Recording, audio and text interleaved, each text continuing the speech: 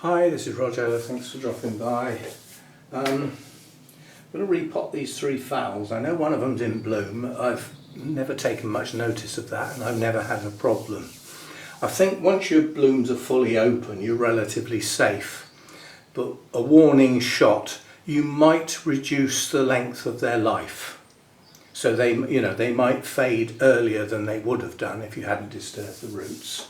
But providing the roots go into something reasonable, right, we should be okay. Now in my notes I have 6. In the real world I have 4. So 2 have gone missing. Now this one is easily identified, and I think I've worked out what's what from this one. Because this one's got a label and it's got its trade name on it. And because that is that one, I also know which one is that and that. So I've actually worked it out. But 2 have gone missing, so I've just deleted those lines. So we haven't got as many as we had. Right, so we'll not do that one first. I want to talk about this one. This one is the one that went into pure cocoa husk. Now this is physical damage. Please don't take any notice of that. I did that. We've got a problem with mealybugs in the kitchen on the phals there. I am going to deal with it today, but when this leaf was very, very young, I could see mealybugs right down in the crevice, and I got my little nail scissors and hooked them out. So I physically damaged the leaf while it was in its embryo state. So consequently it hasn't grown properly. So that's not strictly speaking a problem with the plant, that's a problem with me and the damage that I did basically. But what do you notice about that plant that you might find odd? Look at the colour. Now I can assure you that's not light. So around the edges here, yeah? So what would you think it was then? Let's get it out the pot. You are going to come out. Well, there's an awful lot of roots gone through the bottom of the pot, so we might end up having to cut those off. I think we will.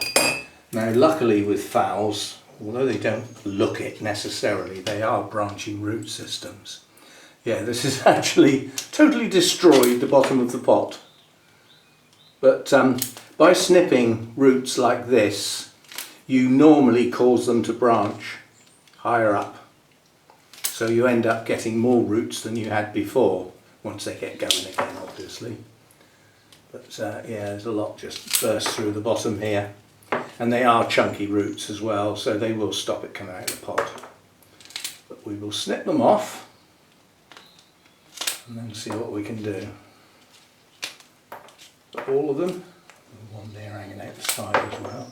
This is a problem if you have holes in your pots. It's also a problem if you have holes in your pots, in the sides of the pots, because they will come out through there. Now this should pull out. Right, we will retrieve the large bark.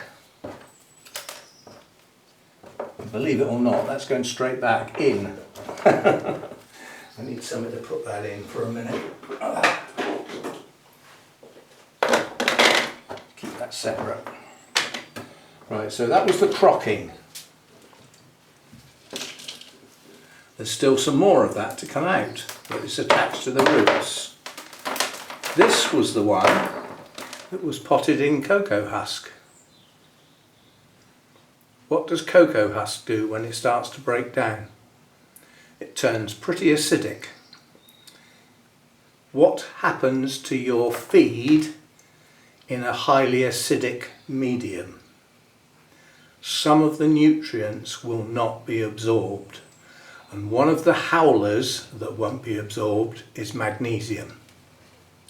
One of the main ingredients or components or elements that allows photosynthesis to take place, which produces the chlorophyll, which makes the leaves green. That's my assumption. I can't prove it one way or the other. I wouldn't even attempt to know how, let alone do it. So this had a lot of large bark in the bottom of the pot, you know, it was quite heavily lined, and a fair few of those roots were down there. But also you've got that cocoa husk around the top of the pot, leaching its acidity down onto the roots every time it's watered. So now this is a good root system, providing I can get, I'm not going to try and take every piece of old media off, but I am going to do my best to get the coconut husk out. That's coming out okay. So that could even account for the darkened roots in places. Now we're not doing too bad here. There are not lots of totally dead roots, that's for sure, but there are some, so we snip those off.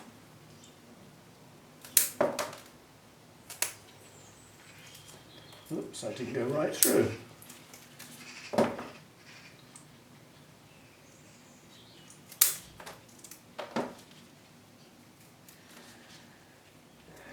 That one's gone.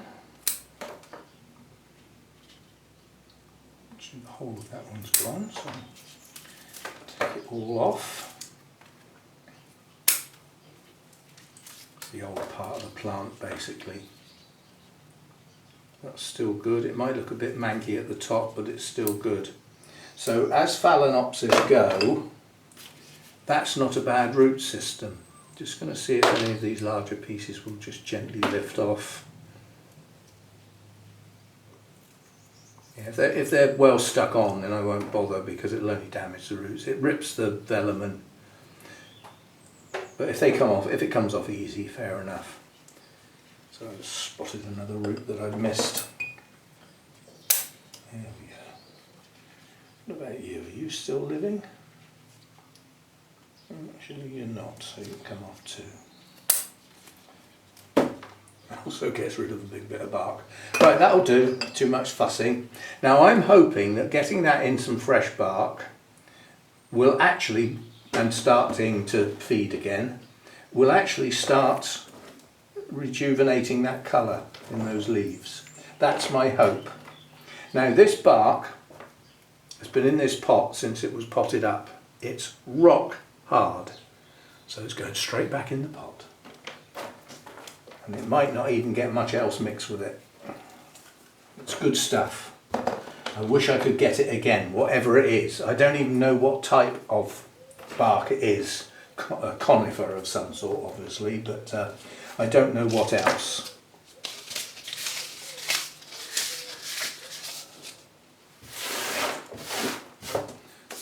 Right, will that go back in that pot deep enough that I'll be happy with it? I want to get as many roots as possible. See, there is one aerial root that will just tuck in the pot.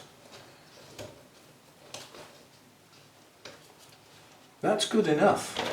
It's just going straight back in. As I say, all I wanted to do was get the cocoa husk off. And if this isn't enough bark to bring the level up to where I want it, then I'll go and get a bit more.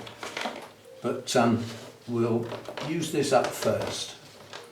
Now, unlike some other things that I repot, if I have air gaps, it doesn't matter that much. If you think about the air gaps that you're naturally going to get with bark this size, Phalaenopsis like lots of air around their roots. These type of hybridized ones, they like a lot of air around their roots. They're happy. If you have an air gap in a pot that was unintentional perhaps, and you watch your plant, I can almost guarantee a root will head into that air gap. Right, I'm just going to stop because this isn't going to work for all the others, and that isn't quite deep enough, so I will go and get some more bark. I'll be back. Right, I've brought my bag of the big stuff out, and I've brought some medium for the top of the plant. It does help if the top of the plant stays a little bit more hydrated, but what these don't like is the bottom of the pot having the smaller bark, and it stays wet because it's the part that will dry last, bottom of the pot. Right, so that's that done. We'll give it a tap. I doubt if much will happen with giant bits of bark like that. And you can see the roots, and you can see there's some gaps. It's quite a big gap there. I don't know whether I can actually poke something into it, but no, actually I'm not going to worry. It'll be fine. And that's that one done. Now, I will water that, because I've just watered all of the kitchen fowls, and these didn't get done. And the reason they didn't get done was because I was going to repot them, and then all of the ones that are in the kitchen are coming out here. And they're coming out here because I'm going to get the hot box on. They keep getting forgotten, so even though I'm treating all my plants in here with the hot box, these keep getting missed, and they've got mealybugs, and I don't like mealybugs. Well, I don't like any bugs, full stop. Mealybugs are easy to kill. You know, that's the one good thing with them. Most of the chemical sprays will work. Soapy mixes, you know, things like SB, plant bug killer and plant invigorator, or whatever it's called, big long name. That'll get rid of mealybugs. Soapy wash type stuff, a lot of the homemade stuff will get rid of them. So I'm just getting rid of stuff that's hanging through the holes, because it won't come out of the pot with those there. Now this has got a lot of cocoa husk in it as well. So let's see what we've got. So now this one didn't get much crocking in it, so this is nearly all cocoa husk. But it's still a good root system. It's still a very good root system. There won't be much to take off of that. But there will be some. We don't leave dead roots on if we can help it.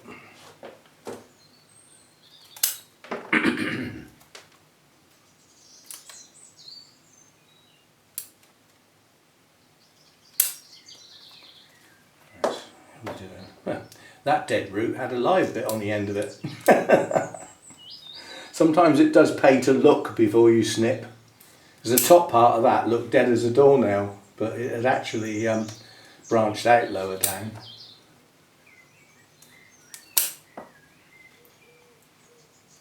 Right, there we go. So that wasn't too much to come off. Happy with that. A couple of aerial roots that might tuck in the pot. But there you can see the mealybugs. You can see them on that leaf joint, and you can see where they've been. Yeah, the sticky stuff. That's often the giveaway, you know, even if you can't see the little blighters. So get that out of the way. It's going back in the same pot again, exactly the same principle. The difference this time is that this is a... Oh, look at the size of that one. And that's the sort that generate loads, a big one like that. So can I get this back in this pot? That is the question.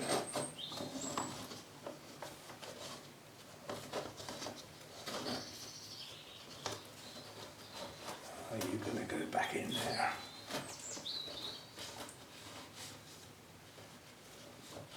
Yeah, it's just about in there. I've heard one click so far, so one root has cracked, and this is going to have medium bark,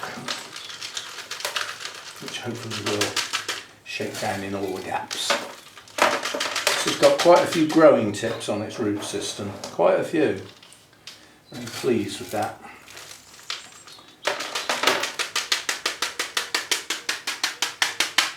Come on, down you go.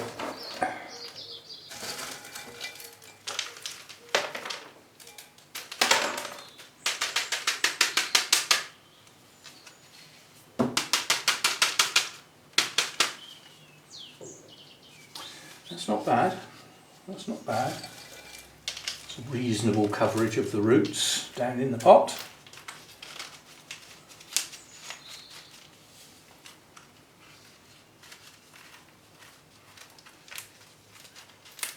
Right, there we go, that's another one done.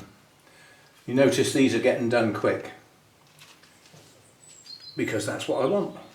I don't want to be out here ages messing about with these. There's no need. They've all got good, well, so far they've got good roots. Let's hope this last one has. Now this is the one I'll have to be a little bit more careful with because it is actually in bloom.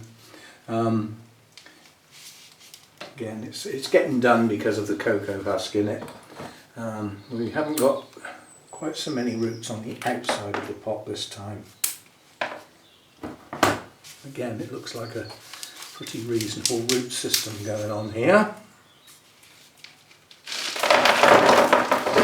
Oh, very good. We like that. So what we've got now is quite a few dead roots in the middle of the pot, in the middle of the plant. These will be the old roots basically, but not enough to worry about, and certainly loads will be left after I've snipped them off. So again, a good root system, and even though that had some cocoa husk in it, the transition is still going to feel like bark to bark. I'm just going to pop that down for a minute because I want to rescue the big bark.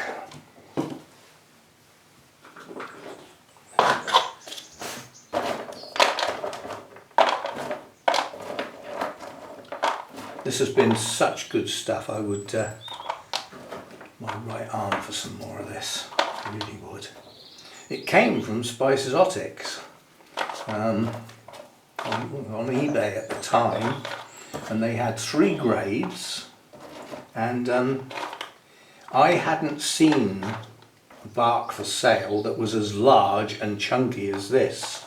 Now before I bought it, I didn't realise how rock hard it was, so I didn't know what I was getting. I was just going by the size and you know, the type of orchids this would be good for, like the Phalaenopsis, some Cattleya types with the really big chunky roots, and very good for crocking.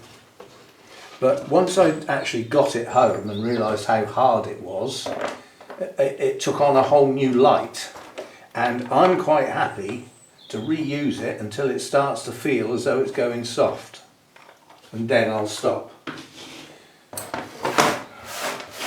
Right, so that's that. Then we will, can't remember whether I dumped or not.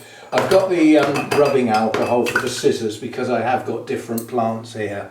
Although there's no sign of disease or anything nasty in amongst them that would warrant the sterilisation, it's still a good practice, quite honestly. It doesn't do any harm, and it's not exactly a big effort, is it? Really?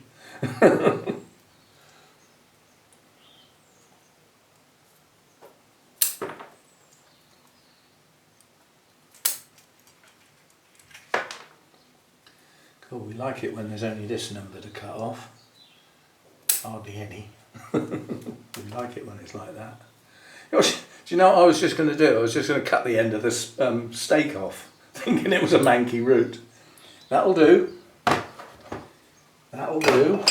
Right. Again, nothing wrong with the pot. Nothing wrong with the pot. Nothing wrong with the root system. So let's see if we can just gently get that back in, including the one aerial root.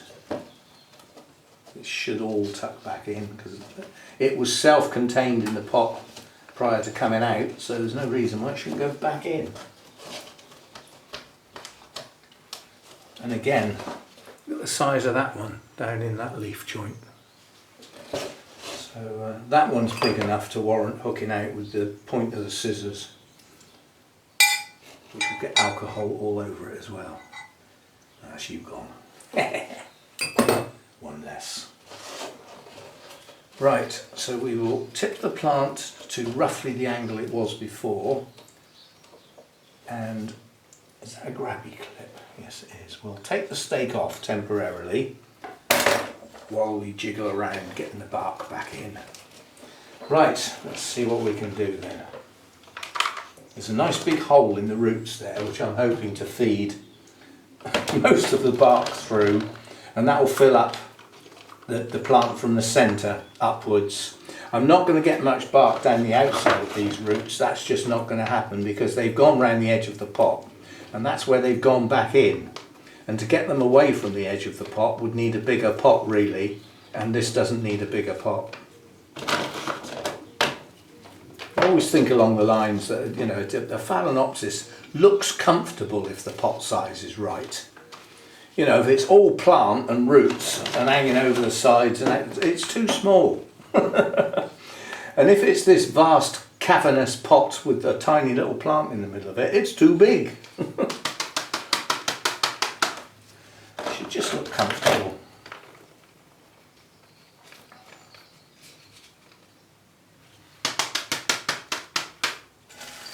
Then we'll put some medium in and see if we can feed some of that down to some of the smaller gaps.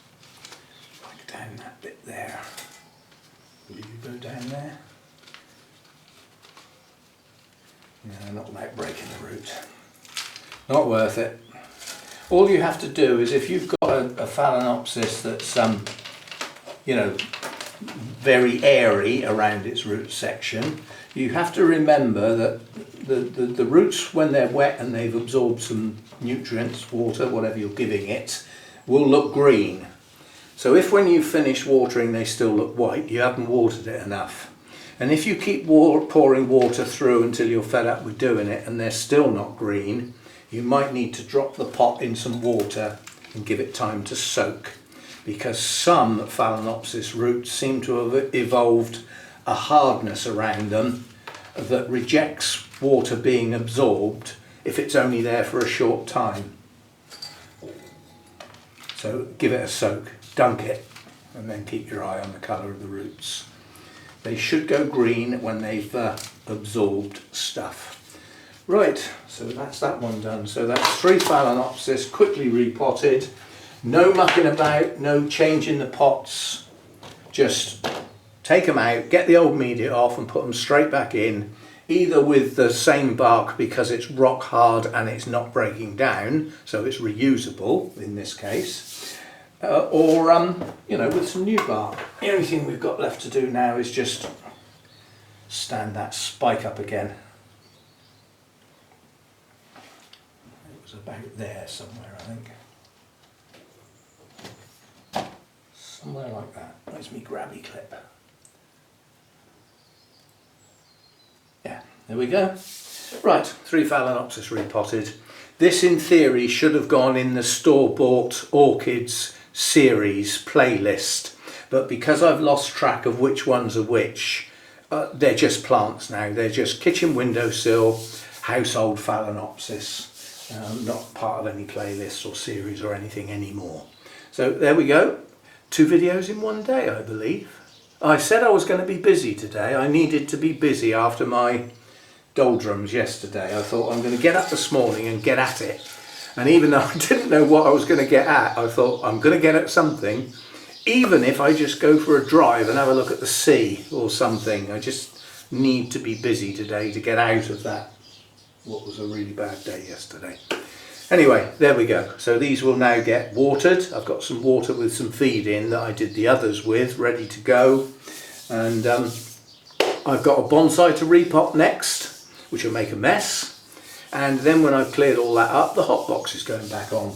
And I'll be happy with that today. I've watered the mounts, I've watered the Cathias, holy clay pots, and I've watered the kitchen Phalaenopsis. And nothing else needs watering today, so I've done what I need to do. And I've done some repotting. My idea was to try and do some repotting almost every day and get that list down, get that orange out of my notes, and worse still, the red. One of these was red. It's now white. Back to normal. See you next time. Thanks for dropping by.